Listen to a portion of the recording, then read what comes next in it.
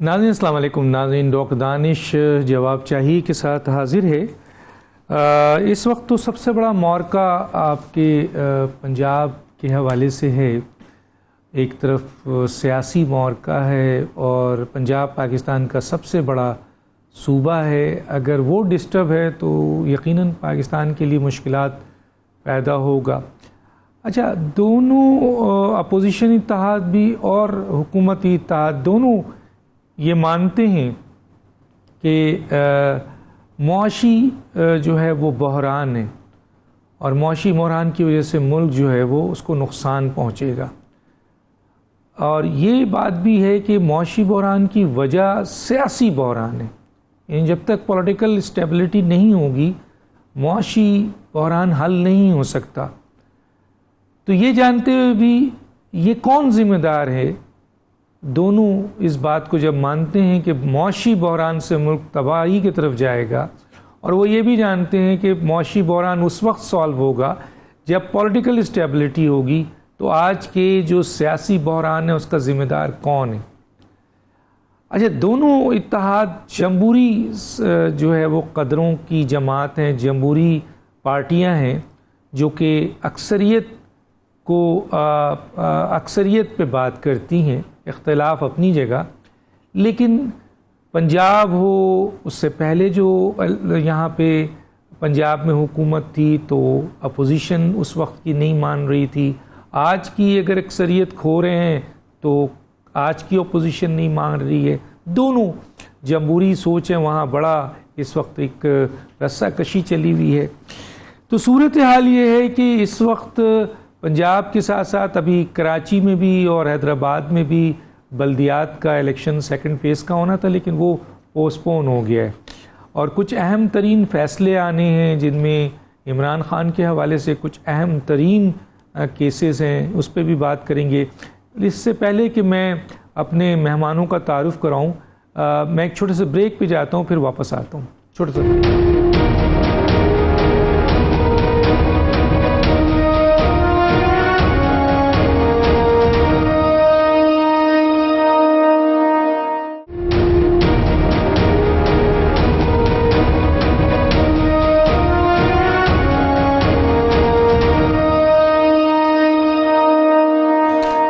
Welcome back जी।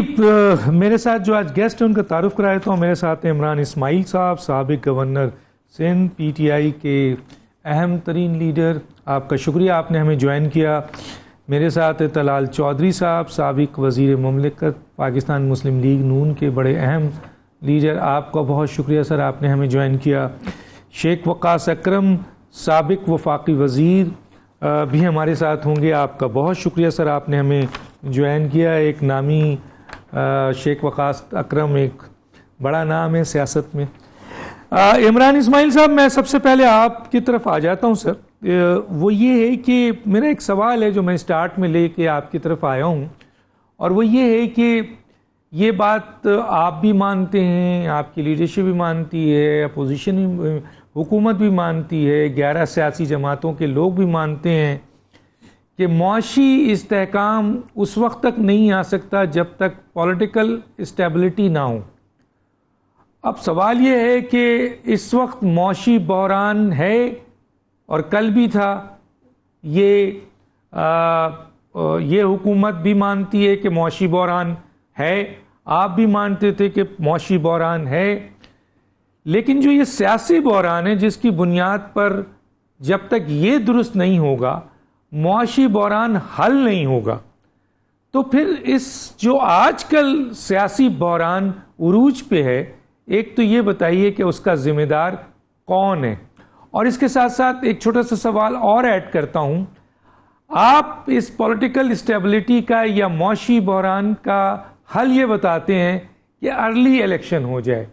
तो मेरा एक सवाल यहाँ पे ये है कि क्या अर्ली इलेक्शन से जो मुआशी बहरान है वो हल हो जाएगा, सियासी बहरान है वो हल हो जाएगा?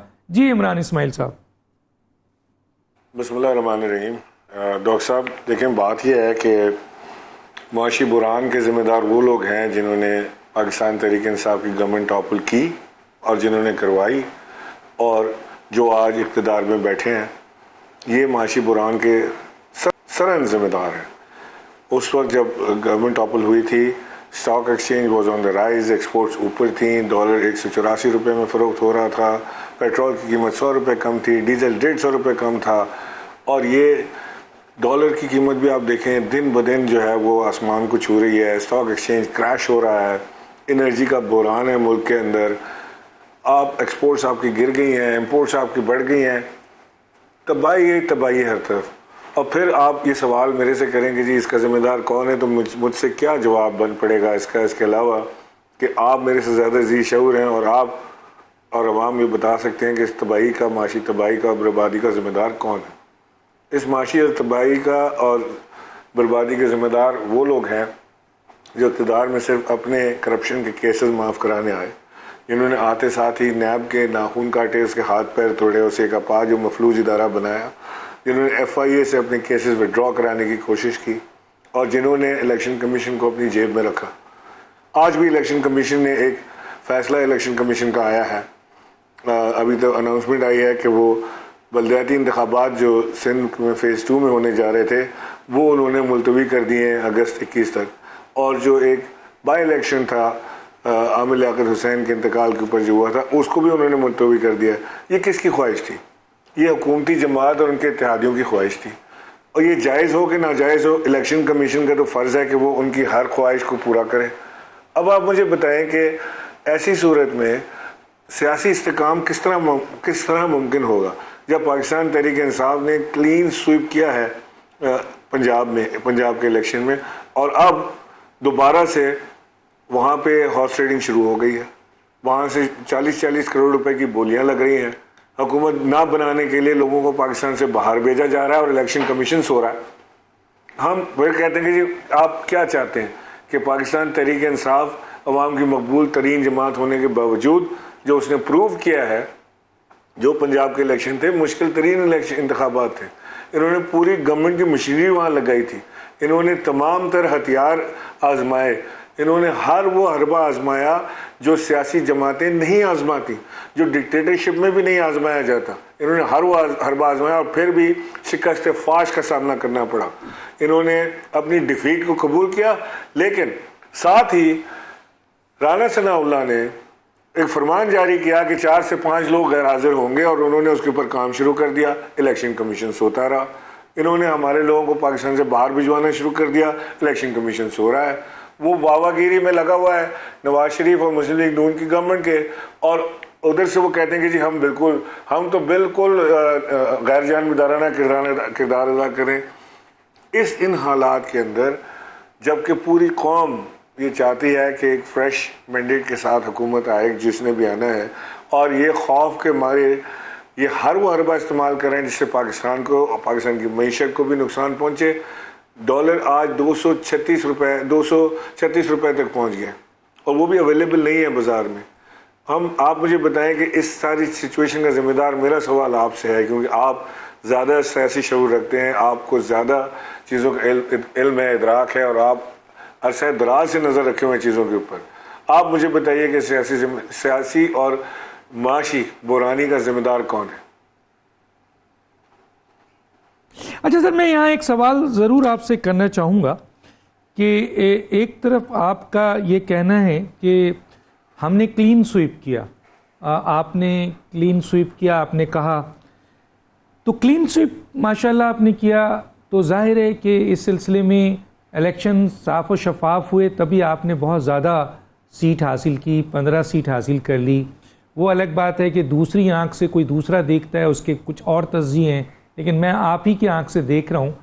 तो एक तरफ आप कह रहे हैं कि वो क्लीन स्वीप है, आपकी कामयाबी है, आप उस इलेक्शन कमीशन के अंडर इस इलेक्शन को जो कामयाब हुआ, आपने जीता, आप उस पर जश्न भी मना रहे हैं, लेकिन दूसरी तरफ आप इलेक्शन कमीशन पे जानिबदारी का भी इल्ज़ाम लगा रहे हैं। जैसे अभी आपने कहा कि इसे पोस्टपोन किया गया है, ये भी शायद हुकूमत के कहने पे। थोड़ा सा इस पर कमेंट्स करेंगे सर, फिर मैं तलाल साहब की तरफ जाऊं।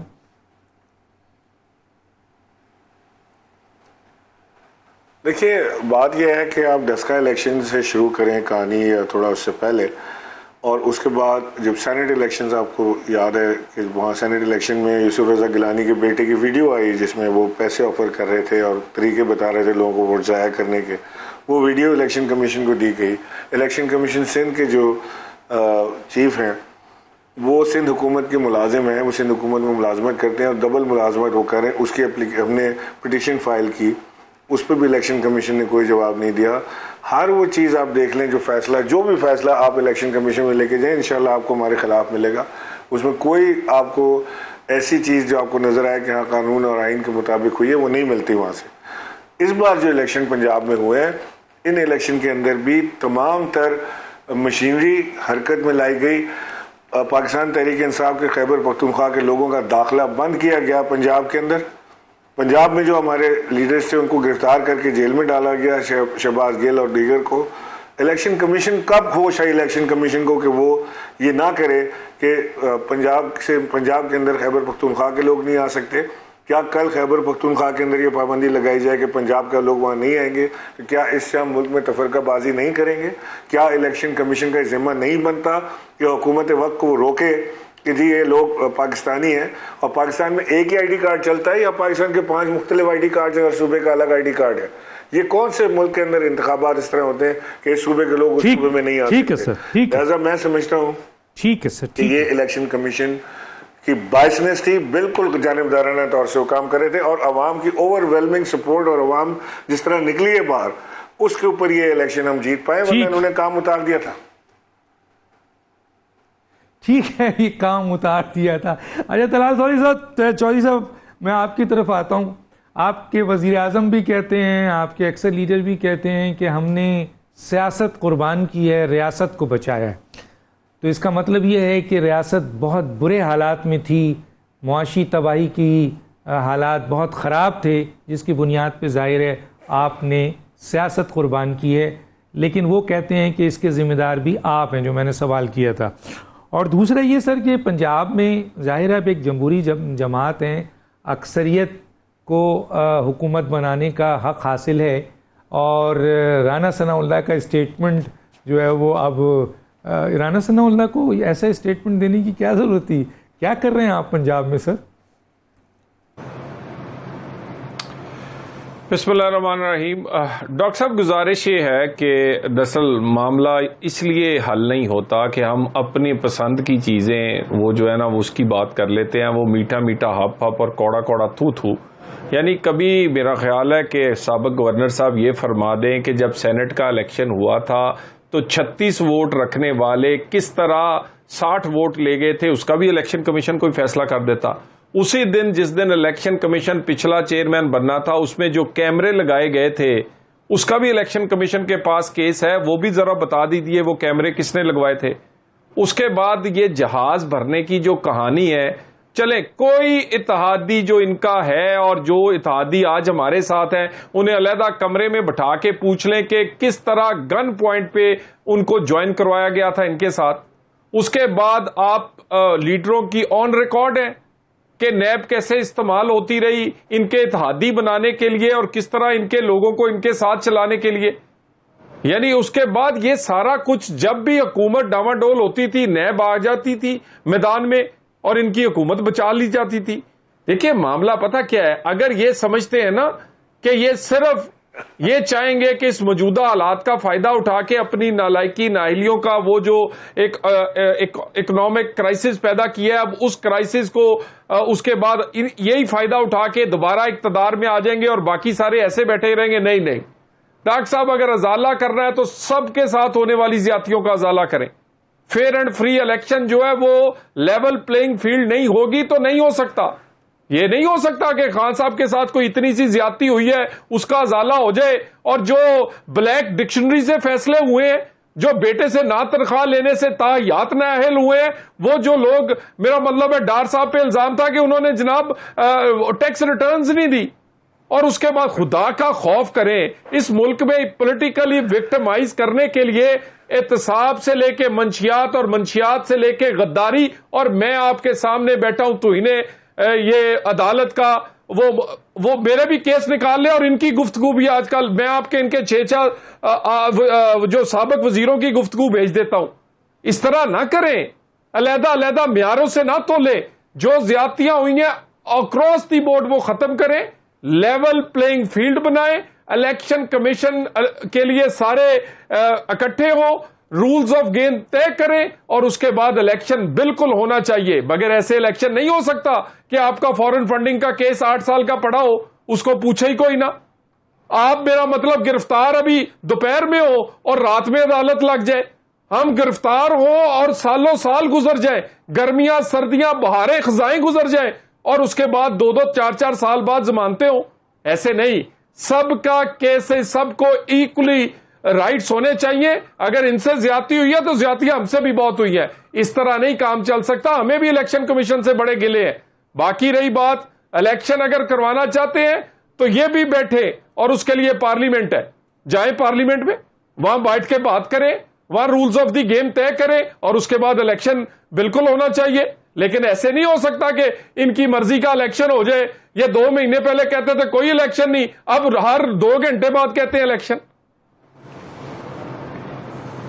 अच्छा सर, मुझे ये बताएं कि किस हद तक आप मुत्तफिक हैं या आप इससे इख्तलाफ रखते हैं कि ये जो 20 ज़िमनी इंतखाबात में से 15 सीटें इन्होंने ली हैं, तो और टर्नओवर भी ठीक है, 49.7 पड़ा है, परसेंटेज ऑफ वोट्स आपने भी 15% हासिल किया है, उन्होंने भी 15% हासिल किया है। 5 आप क्लेम करते हैं कि जी 4 सीटें हमारी सिफर थी, हमने हासिल की हैं, उन्होंने 9 सीटों में से अपने आप को 15 पे लाए हैं। तो ये जो ज़िमनी इंतखाब है, ये आप समझते हैं कि ये पंजाब के अवाम की आवाज़ है, हालांकि 297 जनरल इलेक्शन की सीट है वहाँ। देखिए, एक तो डॉक्टर साहब जो भी अवाम फैसला दें एक अच्छे इलेक्शन की सूरत में, सारा दिन ये खप डालते रहे, पूरे 2 महीने निकाल रहे, जी फलां हो गया, ज्यादती हो गई, जुल्म हो गए, पकड़े गए। इलेक्शन रिजल्ट्स के बाद सारे लोगों ने कोई एक शिकायत नहीं की। वफाकी और सूबाई हुकूमतें थी, डस्के वाला रीप्ले नहीं हुआ। इतना तो चले क्रेडिट दें। उसके बाद हमने लोगों का डिसीजन माना है, पंजाब हमारा है और पंजाब हमें प्यार करता है। नवाज शरीफ को अगर उन्होंने कोई फैसला किया है, हम अपनी तस्दीक करेंगे, हम अपनी गलतियों से सीखेंगे, हम अपने आप को बेहतर करके फिर पंजाब के लोगों के, पाकिस्तान के लोगों के आगे पेश करेंगे। हमें 2-3 चीजों का नुकसान हुआ है। हमने जो वो फैसले जो दूसरों के गुनाहों का बोझ अपने सर लिए, सख्त फैसले किए, उसका हुआ है। हमें इसके अलावा दूसरा ये जो झूठा नैरेटिव बनाया गया इनकी तरफ से, खुददारी और गद्दारी वाला, और उसके बाद मुनहरफ अरकान का हमें नुकसान हुआ है। हम सीखेंगे, हमने फैसला तस्लीम किया है, लेकिन पंजाब के लोग हमारे लोग हैं। इंशाअल्लाह ताला अपनी गलतियों की तस्दीक करके जाएंगे। अगले दफा फिर फैसला हमारे हक में आएगा। कोई एक दफा नहीं आया, 100 दफा आया है। वैसे मैं ये बात कहते हुए वकास साहब की तरफ जाऊंगा, अपना शेख वकास अकरम की तरफ। तलाल साहब, आपने पूरी जिम्मेदारी बेचारी एक मरियम नवाज पे डाल दी थी। सारे सीनियर लीडर आपके गैब थे, मेरा ख्याल है ओवर कॉन्फिडेंस थे कि शायद आप 20 में से 18 ले जाएंगे, और एक की कंपेन नजर आई, उसने 5 सीट लेके आपको दे दी। आपके सारे सीनियर गैब थे। कम अज कम इस गलती को भी आप जरूर मान लीजिएगा। जी शेख वकास साहब, कैसा इलेक्शन था, कैसा रिजल्ट रहा, क्या पंजाब ने कोई डायरेक्शन दिया? और दूसरा ये कि सर अभी भी इलेक्शन कमीशन के ऊपर संगीन इल्ज़ामात हैं, क्या ये सही है? और क्या ये जो सियासी बहरान आज है उसके जिम्मेदार इन दोनों जमातें हैं, या इनमें से कोई भी नहीं है, या इनमें से कोई एक जमात है? देखें डॉक्टर साहब, पहले तो आपको ये बताता हूँ कि इलेक्शन कैसा था, क्योंकि मेरे अपने ज़िले में 2 सीटों पे ज़िमनी इलेक्शन हो रहे थे और दोनों का टर्नआउट पंजाब की किसी सीट से भी सबसे ज़्यादा है, और लीड्स भी मेरे ख्याल में जितनी मेरे डिस्ट्रिक्ट में पीटीआई को मिली हैं शायद ही कहीं और मिली हो। अब मैं क्योंकि इस इलेक्शन का खुद हिस्सा रहा, मैं खुद उसको मॉनिटर करता रहा, कैंपेन का भी हिस्सा रहा, तो मैं ये आपको वाज़ेह बता दूँ कि यहाँ पे तो वुज़रा पहले दिन से ही आ गए। इलेक्शन कमीशन ने उनको नोटिस दिए। जब इलेक्शन कमीशन के नोटिस आ गए तो उसके बाद उन्होंने अपनी सरकारी गाड़ियाँ और झंडे वो लाहौर भेज दिए, और प्राइवेट गाड़ियों में यहाँ प्राइवेट रहायश गाहों में इलेक्शन की आखिरी रात तक, बल्कि पोलिंग के दिन तक यहीं पे रहे। इनके MNAs, इनके MPs रहे। जो सरकारी मशीनरी इस्तेमाल हो सकती है किसी भी सतह पे किसी भी तरीके से, कोई पटवारी सस्पेंड किए, बुला के उन्हें कहा गया वोट दो, नहीं सस्पेंड कर देंगे, वो सस्पेंड हो गए, उन्होंने इनको वोट नहीं दिए। सिपाही सस्पेंड किए गए, स्कूल टीचर्स को हरासा किया गया, दुनिया जहान का जो हरबा हो सकता था वो इस्तेमाल किया गया। और यही एक वजह थी कि इलेक्शनियरिंग की बजाय, पार्टी अपने बलबूते पे इलेक्शन लड़ने की बजाय पार्टी सरकार को इस्तेमाल, हुकूमती ताकत को इस्तेमाल करके इलेक्शन जीतना चाहती थी। अल्टीमेटली इलेक्शन का दिन आ गया, और जब इलेक्शन का दिन आया तो हाँ, वो मेरे लिए, मैं आपसे देखे ना, मैं तो इंडिपेंडेंटली अपनी एक राय दूंगा, वो उस दिन इतनी ज़्यादा गड़बड़ नहीं थी। उस दिन क्यों गड़बड़ नहीं थी? क्योंकि वो आखिरी दिन था, वो इम्तिहान का दिन था, वो फैसले का दिन था।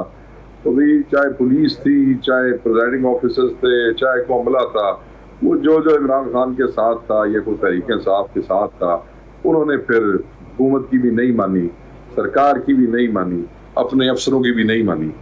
और जो मुआशी पॉलिसियों के नतीजे में अवाम की जिंदगी जिस अजियत से गुजर रही है और जिंदगी जो जीरन हो गई है, और जो कुछ लोग, मैंने कई साथियों को और कई दोस्तों को देखते हुए सुना यहाँ आपके टीवी चैनल्स पे कि लोग बाहर नहीं निकल रहे हैं, एहतजाज नहीं हो रहा है। ये एहतजाज था, ये अवाम का गुस्सा था। अवाम इनके गिरबानों तक तो नहीं पहुंच सकी, मगर अवाम ने बैट पे मोहर लगा के अपने गुस्से का इजहार किया है। ये बात ठीक है, मेरा भाई तलाल ठीक कहता है कि बहुत दफा पंजाब में जीते हैं, पंजाबी हमारे हैं। पंजाबी किसी के गुलाम नहीं है, पंजाबी किसी के मुलाजिम नहीं है, पंजाबी किसी के रिश्तेदार नहीं है। वोटर उसी का होता है जिसको वोट दे जाता है, सीट उसी की होती है जो वहां से जीत जाता है। आप उसके ऊपर कोई रजिस्ट्री नहीं है किसी के साथ। तो मैं ये समझता हूँ कि ये जो हुआ, ये एक रिएक्शन था, जिस रिएक्शन का सामना हुकूमती पार्टी को करना पड़ा। और राइटली सेड, मरियम नवाज साहबा ने बड़े अच्छे तरीके से उन्होंने मान लिया, उन्होंने कहा जी अवाम का फैसला था, सी मान लिया, इसमें तो बहस ही कोई नहीं है। पिछली बातों को आप छोड़ें, अगला सिनेरियो क्या है? अगला सिनेरियो ऐसे है कि राणा साहब ने, वो साढ़े पंजाबी इसके अंदर पैर मारे जी, वो 5 बंदे गैर हाजिर हो जाएंगे। जो हशर हुआ है ना मुनहरफीन का, डिफेक्टर्स का इस इलेक्शन में, एक होता है इलेक्शन हारना, एक होता है जिल्लत के साथ अपने हलकों में जलील हो जाना। छोटे छोटे बच्चे, लड़के लोटे लेके घरों के आगे कर रहे हैं, आवाजें मारे। ये एक और बहस है, ये मारनी चाहिए या नहीं मारनी चाहिए, आपको शाउट करना चाहिए, ये बहस अलग है, किसी और प्रोग्राम में करेंगे। मगर जिस जिल्लत के साथ इन लोगों ने इलेक्शन लड़ाए, उम्मीदवारों ने जो मुनहरफीन थे, आपका क्या ख्याल है पंजाबी कोई और इतनी हिम्मत करेगा कि उसको इस जिल्लत का सामना करना पड़े 20 करोड़ के लिए, 25 करोड़ रुपए के लिए? नहीं करेगा। ये जो अशर हो गया ना इन लोगों का यहाँ पे, इन 20 लोगों का, इसको देखते हुए कोई एब्सेंट नहीं होगा। हाँ, पैसे भी ऑफर हो रहे हैं और होते हैं। पंजाबी सियासत के अंदर इस लेवल पे हमेशा तारीखी तौर पे कोई भी हुकूमत होती है, चाहे PTI आज नून लीग की जगह खड़ी होती है, आज नून लीग खड़ी है, पैसे इस्तेमाल होते हैं और ये सारे करते हैं। ये कोई नया काम कोई नहीं है, ये पहले बुरा काम है, गंदा काम है, अच्छा नहीं है, काबिल मुजम्मत है, पर है। अब इन लोगों के जोर लगेंगे, पैसे खुलणगे। चौधरी साहब को भी अल्लाह ने बड़ी मेहरबानी की हुई है, नून लीग पे भी रब की बड़ी मेहरबानी है। ये अब होएगी खींचातानी इधर, ठीक है जी। कल हलफ हो जाने हैं, नोटिफिकेशन आज आ गए, उसके बाद भाई इसको खेल तमाशा होगा। अगर ये दोबारा वो जो उस दिन पंजाब असेंबली में हुआ है वो ये तमाशा करेंगे, तो फिर ये मुल्क को किसी और नैच की तरफ ले जाएंगे। जिसने वोट लिए हैं, अगर उसकी हुकूमत बनती है तो बढ़न दो। ये सिर्फ और सिर्फ अगर मुआशी मामला, ये तो बड़े आसानी से कह देते ना कि जी हमने औखे फैसले किए हैं। भाई औखे फैसले किए, अपने शौक ਨਾਲ हुकूमत ली सी, किसी ने घर जाके हुकूमत दी थी। आपने वोट ऑफ नो कॉन्फिडेंस किया इसलिए कि आप समझते थे कि आप इमरान खान से बेहतर हैं और आप इस मुल्क को बेहतर तरीके से चला सकते हैं। आपके तज्जिए आपकी अपनी सियासत के हवाले से गलत साबित हुए। वोट ऑफ नो कॉन्फिडेंस के बाद चीजें आपके गले पड़ गई। हुण जिहड़ियां चीज़ां गले पै गई ने और जो फैसले आपको करने पड़ रहे हैं वो भी आप कौम पे आसान बना के करने की कोशिश करेंगे। हम औखे फैसले नहीं सर, वो एक जुमला कहते हैं, उसका जवाब तो दे सर। मैं आपसे ले लेता हूं जरा। तलाल साहब से भी पूछा था कि उन्होंने रियासत बचाने के लिए सियासी कुर्बानी की है, बहुत बड़ी कुर्बानी दी है बकौल वजीर आजम की। मैं वजीर आजम का बड़ा सर 1 मिनट का कमेंट्स इस पे चाहता हूं, 1 मिनट का। वजीर आजम का बड़ा एहतराम है, मगर मैं समझता हूं कि ये एक गलत सियासी फैसले की कीमत है जो इनको अदा करनी पड़ रही है। रियासत तो अल्लाह ताला बचाएगा और बचाने वाले बचाएंगे। ये एक गलत सियासी फैसले की कीमत है जो मुस्लिम लीग नून को अदा करनी पड़ रही है, और सिर्फ इनको नहीं, आपको, मुझे और पूरी कौम को अदा करनी पड़ रही है इस वक्त। ठीक है सर, ठीक है। मैं एक ब्रेक पे जाऊंगा, ब्रेक आता हूं। नाज़रीन, एक छोटा सा ब्रेक।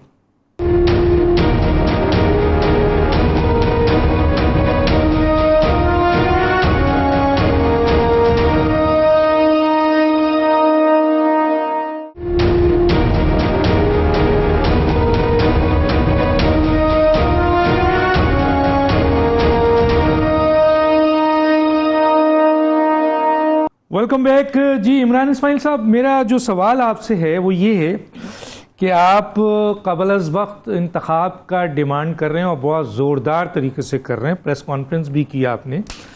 तो सर ये तो यकीनन पार्लियामेंट का इख्तियार है, जब तक अक्सरियत इस सियासी इत्तेहाद को है वो इलेक्शन नहीं कराएंगे। तो उन्होंने आपके इस जो आपकी डिमांड है उसको रद्द कर दिया, तो फिर आप क्या करेंगे? अब एक तो मेरा सवाल ये है, अगर आप पंजाब हुकूमत भी ले लेते हैं 22 को, जो कि अभी भी क्वेश्चन मार्क है जिस तरह गुफ्तगू हुई, लेकिन सर दूसरी तरफ आपकी जो क़यादत है उसके ऊपर तौहीन अदालत का केस इनिशिएट होने वाला है, फॉरेन फंडिंग का फैसला आने वाला है, आर्टिकल 6 का केस भी तकरीबन उसकी कमेटी बन गई है, और KPK में करारदाद भी आ गई है। तो कैसे मैनेज करेंगे सर? किस तरह अर्ली इंतखाब में जाएंगे? हुकूमत तो तैयार नजर नहीं आ रही।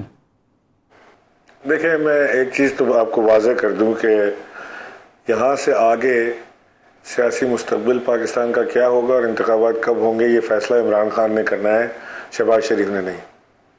अवाम ने अपना फैसला दिया है, और अभी आप तलाल साहब की सुन रहे थे कि वो कह रहे थे कि जी हम हमसे गलतियां हुई हैं माजी में और हमने गलतियों से सीखा है और हम सीख के आगे तसी करेंगे चीज़ों की। तसी करने के तो मूड में ये नहीं है। ये तो अभी भी खरीदो फरोख्त में लगे हुए हैं, 40-40 करोड़ रुपए लोगों को ऑफर कर रहे हैं, और वहाँ एक ऐसे शख्स हुकूमत बनाने चाह रहे हैं जो एक मुजरिम बाप का मुजरिम बेटा है।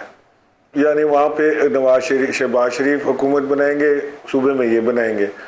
मुमकिन था कि अगर कोई और किसी शख्स को ये बना देते, अपनी पार्टी के किसी शख्स को कोशिश करते, तो शायद इनकी पार्टी यकजा होकर इनके साथ खड़ी होती, लेकिन आज इनकी अपनी पार्टी में टूट फूट है और पार्टी 2 से 3 हिस्सों में डिवाइड हुई हुई है। नवाज शरीफ साहब नहीं मानते कि शहबाज शरीफ का इकदाम ठीक था, और नवाज शरीफ के साथी जो हैं वो मुसलसल पार्टी की मीटिंगों में और मीटिंग से बाहर क्रिटिसाइज करते रहते हैं। ये इस वक्त एक ऐसा हलवा बना हुआ है कि जिसे न कोई खा सक रहा है न जिसे कोई थूक सक रहा है। लेकिन इस सारी चीज़ का खुमियाजा पाकिस्तान की अवाम और पाकिस्तान की मईशत भुगत रही है। इस वक्त पाकिस्तान की मईशत और माशी हालात को दिगरगूं करने में और उसकी तबाही के कुल जिम्मेदार पाकिस्तान मुस्लिम लीग नून की हुकूमत और इनके एलाइज हैं। आसिफ अली जरदारी साहब इस वक्त सिर्फ इंजॉय कर रहे हैं सियासी माहौल को। वो एक तरफ मुस्लिम लीग नून की कमर पर हाथ रखे हुए तो दूसरे हाथ में उन्हीं की कमर में छुरा घोंपने में मसरूफ़ है। वो चाहते हैं कि पंजाब से मुस्लिम लीग नून का सफाया हो जाए और पीपल्स पार्टी पंजाब में, ख़ास करके सदर्न पंजाब में, अपनी जगह बना ले। इन सारी सियासी कशमकश के अंदर नुकसान मुल्क का हो रहा है। मैं समझता हूँ कि जो ज़ी-शऊर लोग हैं, जो जानते हैं पाकिस्तान के हालात, जो देख रहे हैं पाकिस्तान की चीज़ें, पाकिस्तान की तो तबाही, मईशत की तबाही में इन्होंने तो कोई कसर नहीं छोड़ी। जो ये जानते हैं और देख रहे हैं वो जानते हैं चीज़ों को कि हो क्या रहा है पाकिस्तान में। देखें, हम मुसलसल कहते रहे कि जी रशियन ऑयल की डील इमरान खान साहब करना चाह रहे थे जो 30% लेस पे थी। ये आज भी नहीं रशिया से बात कर रहे हैं। आप देखें तंबाकू के अंदर इन्होंने क्या किया कि वो टीवी पर आके कहा कि जी चाय की प्याली कम पिए और रोटी कम खाएं, 4 लोगों की जगह 6 लोग मिलकर खाना खा लें तो मुल्क के मईशी हालात ठीक हो जाएंगे। ये इनकी इकोनॉमिक पैकेज है। और साथ ही क्या किया कि मरियम औरंगजेब, जिनके शौहर एक तंबाकू कंपनी को रिप्रेजेंट करते हैं, दुबई में स्टेशन है, वो टैक्सेस बचाने के लिए मरियम साहिबा ने टोबैको के प्राइसेस कम करा दिए। यानी चाय कम पिए, खाना कम खाएं, लेकिन सिगरेट ज़्यादा पिए, क्योंकि वहाँ टोबैको कंपनीज को फ़ायदा हो रहा है। और सब जानते हैं कि इतनी क्या शौक़ है मरियम औरंगजेब को कि टोबैको कंपनी की मीटिंग भी अटेंड कर रही हैं और उसको फुल सपोर्ट भी वो कर रही हैं। हम जानते हैं कि स्पॉट रेट $3 था LNG का, जिस वक्त पाकिस्तान ने $12 के ऊपर उसको पैक किया। हम जानते हैं कि 1 पार्क लेन कैसे खरीदा गया, लेकिन उसकी रसीद आज तक हमारे सामने ना आई। हम जानते हैं हुदैबिया पेपर मिल, जिसका जिक्र अभी तलाल साहब कर रहे थे, हुदैबिया पेपर मिल में क्या मामलात हैं उसका भी कोई अभी तक नई चीज़ सामने आई। रमज़ान शुगर मिल के अंदर क्या घपले हुए, कैसे बनी, ये सब जानते हैं। जद्दा स्टील मिल का क्या हुआ, वो कैसे बनी थी, कैसे बिकी, उसके पैसे कहाँ गए, कौन लाया, वो भी सब जानते हैं। नवाज शरीफ साहब तबीयत के खराबी के बहाने पाकिस्तान से बाहर गए और वहाँ पर वो सियासी मीटिंगें और हर चीज़ करते रहे, माँ सिवाय अस्पताल में दाखिल होने के। अच्छा सर, मेरे सवाल का तो जवाब दीजिए। ये तो बड़े पुराने मसले हैं। आप 4 साल तक हुकूमत में रहे, आपको एक्शन लेना चाहिए था। लेकिन जो मेरा सवाल है उसका 2 सवाल का जवाब जरूर साहब, जब तक ये मसाइल टाइम है ना सर, टाइम लिमिटेड है। अच्छा 2 सवाल का जवाब दे दीजिए। हुकूमत इलेक्शन नहीं कराएगी, आपने कहा फैसला इमरान खान करेगा, कैसे करेगा? एक तो इसका जवाब बहुत जरूरी है। दूसरा जो मैंने एक सवाल पूछना है सर, कि अगर उन्होंने हमजा शहबाज को चीफ मिनिस्टर बना के गलती की, तो क्या यही गलती आप नहीं कर रहे हैं कि पीटीआई 170 पे बैठी है और 10 मेंबर वाली एक शख्स को, परवेज इलाही को, जिसको आपने एक नाम भी दिया हुआ था, उसे आप वजीर आला बना रहे हैं? तो ये फैसला आपका बहुत बड़ी सियासी गलती नहीं होगा सर? देखिए, नंबर 1 आपके पहले सवाल का जवाब मैं दे दूं कि इमरान खान बिलाशुबा आज पाकिस्तान के सबसे मकबूल तरीन लीडर हैं अवाम के अंदर। कोई रेटिंग्स आप करा लें, कोई सर्वे आप करा लें, आपको पता लग जाएगा कि दूसरा कोई लीडर नेड़े भी नहीं लगता इमरान खान के। तो ये, और इमरान खान जो अवामी ताकत, अल्लाह के बाद अवामी ताकत साथ लिए फिर रहे हैं, और वो जब कॉल देंगे, जब आवाज़ देंगे, ये मुल्क जाम हो जाएगा। और ये इंतखाबात कराना तो इमरान खान के हाथ में है, ये इनके हाथ में अब रहा नहीं है। शायद पंजाब के इंतखाबात से पहले तक इनके हाथ में था, अब इनके हाथ में नहीं है। अब ये चाहे बंदे खरीदें, मजीद लोटे बनाएं, हुकूमत ना बनने दें, जो मर्जी ये कर लें, फैसला अवाम का आ गया है, सारी दुनिया जानती है। आप इंटरनेशनल अखबार देख लें, इंटरनेशनल मीडिया देख लें, सबको पता है कि इस वक्त पॉलिटिकल फोर्स पाकिस्तान में अगर कोई जेन्युइन मौजूद है तो वो इमरान खान की सूरत में है। बाकी सब ले लें, कोई उसका फायदा। ये जवाब तो आ गया सर। नंबर 1 तो मैंने दूसरा सवाल का जवाब सर। दूसरी बात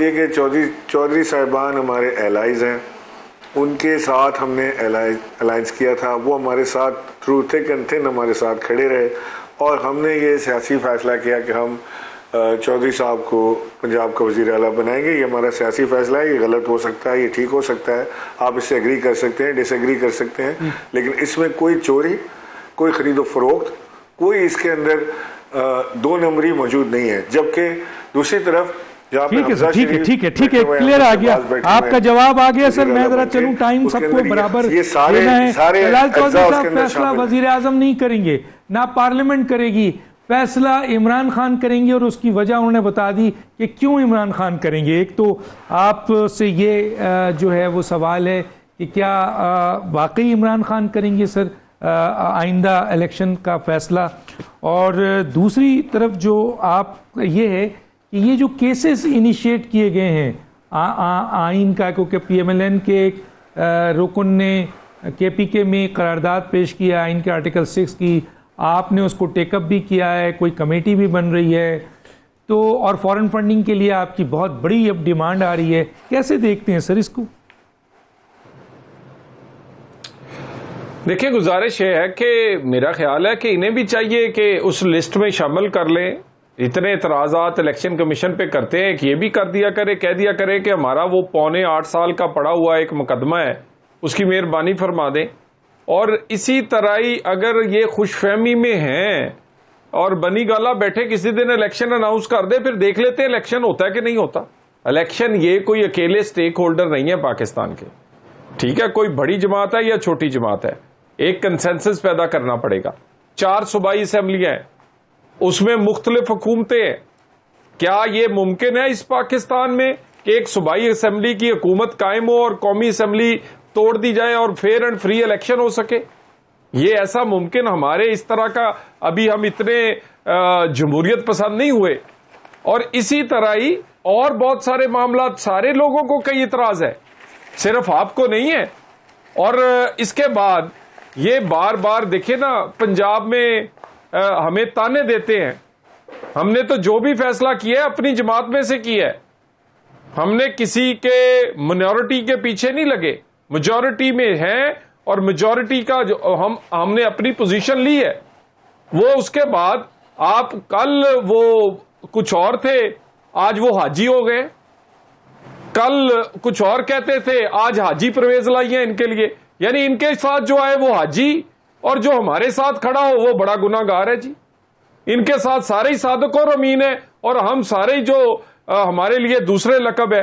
खुदा के लिए ये सारी आप इसके अलावा भी ये ना कह सकते कि जो आपके साथ है वो ठीक है और दूसरा बाकी। रही पंजाब, इंशाल्लाह ताला हम अपनी स्ट्रगल, हमने ये तो एक सारे 8-9 महीने साल बाकी है सिर्फ। हम तो इलेक्शन के लिए आए थे, यकीनन इलेक्शन का माहौल नहीं बन सका, और उसकी वजूहात ये है कि पाकिस्तान की इकोनॉमी इस वक्त इंटरिम गवर्नमेंट की मुतम्मिल नहीं है। जब तक के एक सफिशिएंट अमाउंट पाकिस्तान के खजाने में ना हो, उसकी इकोनॉमी संभले ना, उस वक्त तक इंटरिम गवर्नमेंट नहीं आ सकती। नहीं तो हमें भी शौक नहीं था। और उसके बाद जब भी डॉक्टर साहब इलेक्शन होगा, उस इलेक्शन में हम भी स्टेक होल्डर है, और हम भी बड़े स्टेक होल्डर है। पाकिस्तान की दूसरी जमातें हैं, सारे लेवल इक्वल जो लेवल फील्ड है वो होनी चाहिए, सारे लोग मुत्फिक होने चाहिए, rules of the game set होने चाहिए, इलेक्शन कमीशन पे एतमाद होना चाहिए। 15 सीटें जीते हैं, इतनी लंबी गाली देते हैं चीफ इलेक्शन कमीशन को। ये अगर कल इलेक्शन हो जाए, वो रिजल्ट अनाउंस करे, ये मानेंगे? नहीं मानेंगे। तो इससे पहले ये जो मामला है इसको सेटल करना पड़ेगा, और ये इनकी मर्जी से नहीं होंगे कि ये जो मर्जी चाहे वो हो जाएगा। नहीं, ये सारे लोग इस पे बैठ के करेंगे, और उसका रास्ता पार्लियामेंट के अंदर है, वहां तशरीफ लेकर आए।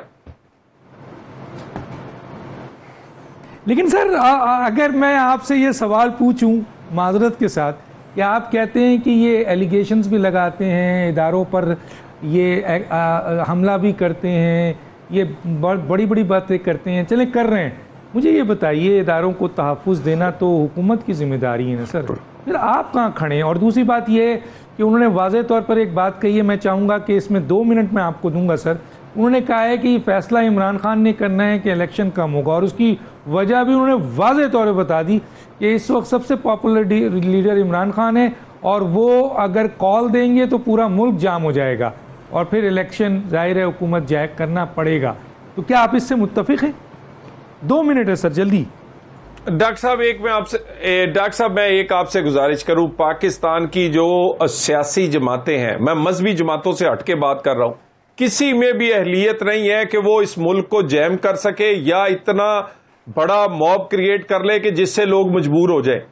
तो ये भूल जाए। लोग वोट जरूर डाल देते हैं, मगर एहतजाज में उस तरह पाकिस्तान में लोग हिस्सा नहीं लेते, और ये गलत फहमी में है। अगर इतनी गलत फहमी में है तो ये एक दफा और करके देख ले। लॉन्ग मार्च भी करके देख लिया था, एक दफा और करके देख ले।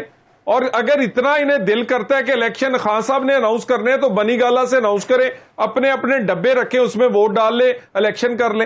इलेक्शन इनकी मर्जी से नहीं होगा, और इलेक्शन इनकी मर्जी से हो भी नहीं सकता, और इलेक्शन 2018 जैसा भी नहीं होगा कि जहां पर एक खास किस्म की पॉलिटिकली विक्टिमाइज करके लोगों को दबाया जाए। ठीक है, आपका पॉइंट आ गया। मैं जरा शेख वकास साहब की तरफ जाऊंगा, लेकिन उससे पहले एक छोटा सा ब्रेक लूंगा सर।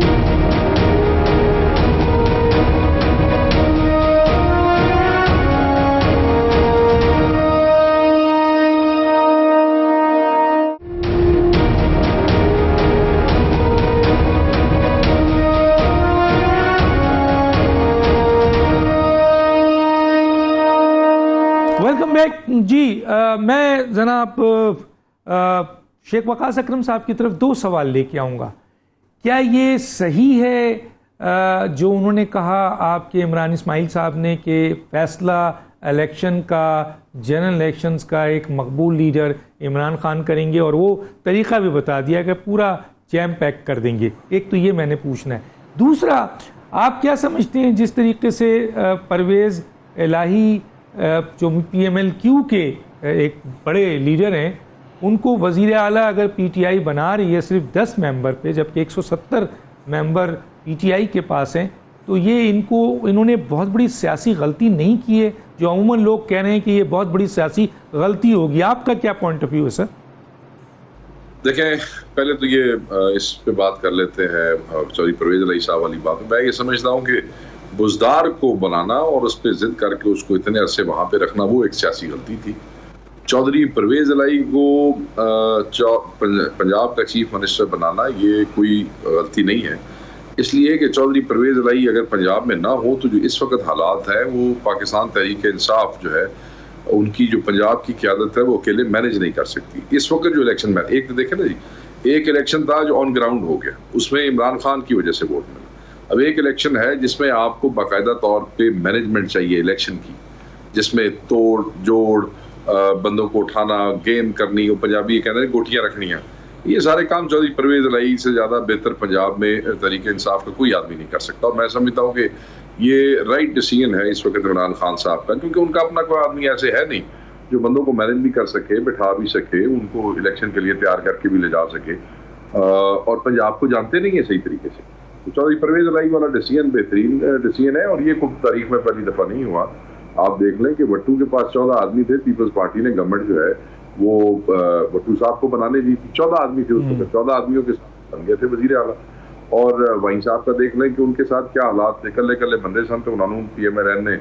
तो कहने का ये मकसद है कि ये पहली दफा नहीं हो रहा। So it's a right choice. I think Pervez Elahi can handle Punjab politics better than anybody else in Tehreek Insaf जो पंजाब में है, और अब वो ऑलमोस्ट तहरीक इंसाफ ही है। इसलिए कि आप देख लें कि जो जलसे उसके बाद उन्होंने किए उसमें चौधरी मोनेस इलाही साहब आके तकरीरें करते रहे खान साहब के साथ बैठ के। तो मेरे ख्याल में एलाय है, एलायंस को मौका दिया जाता है, और वो उन्होंने दिया है, इससे कोई फर्क नहीं पड़ता। दूसरा, आपने कहा कि इमरान इस्माइल साहब कह रहे हैं कि फैसला इमरान खान साहब करेंगे कि इलेक्शन कब होगा। देखिए जी, अगर पंजाब में 22 तारीख को वजीर आला PTI का आ जाता है तो बिल्कुल फैसला इमरान खान साहब के हाथ में आ जाएगा। कैसे आ जाएगा मैं आपको बड़ा वाज़ेह बता देता हूँ। खान साहब अगले हफ्ते अपने चीफ मिनिस्टर को कहेंगे तुम तोड़ो असेंबली पंजाब की, और साथ ही KPK का चीफ मिनिस्टर असेंबली तोड़े तो पूरे पाकिस्तान में आपको इलेक्शन करने पड़ जाएंगे। ये तो उड़ावे मतलब है कि नहीं सर, खान नहीं सर, माजर सर शेख साहब देखें, कानून ये कहता है कि मरकज में जिसकी भी अक्सरियत होगी मरकजी हुकूमत उसकी होगी। 4 सूबे हैं सर, मैं इसके ऊपर थोड़ा सा आपको बता दूं, ये हो ही नहीं सकता। और अगर ये हो जाता, ये अगर आप ये समझते हैं कि KPK की हुकूमत तोड़ी गई और पंजाब की हुकूमत तोड़ी गई, तो मैं थोड़ा सा एक पॉइंट दे दूं, फिर आप बोलिएगा। तो फिर मरकजी हुकूमत वहां गवर्नर राज लगा देगी सर, और ये कानूनी है। हाँ, ठीक हो गया सर। मैं आपको बताता हूँ, गवर्नर राज आप कितने अरसे तक लेके चल सकते हैं? पिछले 3 गवर्नर राज जो यहाँ पे लगे थे उसका क्या असर हुआ था आपको याद नहीं है? मैं अब आपको जरा कानूनी से, अब आपको मैं सियासी पोजीशन का बता देता हूँ। जिस वक्त पाकिस्तान के 2 सूबों की असम्बलियाँ टूट जाएंगी ना जी, और फिर इलेक्शन कमीशन को, ये गवर्नर राज वाली तो वो है, जब लगाएंगे तब देखेंगे, मगर अभी अब कानूनी हिसाब से अगर आप चलें और सियासी हिसाब से, और यहाँ पे इलेक्शन अनाउंस हो जाए और पंजाबियों को भी पता हो और मियाँ साहब को भी पता हो कि 8-10 महीने बाद दोबारा इसी जगह पे इलेक्शन होने हैं, तो आपका क्या ख्याल है कि फिर मरकज चल सकेगा? आज आप 2 महीने बाद इलेक्शन करें तो पंजाब सारे का सारा फिर PTI ले जाएगी। क्या दोबारा इलेक्शन के बाद ये तीसरा इलेक्शन 7वें महीने लड़ने को तैयार होंगे? किसी कीमत पे तैयार नहीं होंगे। सो ये बहुत बड़ी, या सियासी बात करें, ये कानूनी बात तो जब चलेंगे उसके साथ साथ कानून वाले जवाब देते रहेंगे। सियासी गेम के अंदर इस वक्त 7 महीनों के अंदर 2-3 इलेक्शन कोई अफोर्ड नहीं कर सकता। ना PTI कर सकती है और ना PMLN कर सकती है। अगर PTI ये जुआ खेल जाती है तो बाअमर मजबूरी PMLN को भी उनके साथ खेलना पड़ेगा। हाँ, वो कहते हैं डट जाएंगे, डट गए, डट जाओ, डटने फिर नुकसान ही होता जी, फिर वो नेक नामी तो होती है, मगर यहाँ पे नेक नामी, यहाँ पे आपने जिसको आप अपना, आपका चीफ मिनिस्टर बैठा था वहां आप 15 सीटें हार गए 20 में से, तो ये डटने डुटने वाली भी बात कोई नहीं है। मसाइल हैं, बहुत सारे प्रॉब्लम है। अगर उनका चीफ मिनिस्टर आ गया तो बहुत सारी ऐसी चीजें जो इमरान खान के हाथ में नहीं है वो कल इमरान खान के हाथ में आ सकती हैं। मैं बिल्कुल इसके ऊपर बड़ा ठीक है सर, ठीक है, बहुत शुक्रिया आप तीनों मेहमानों का।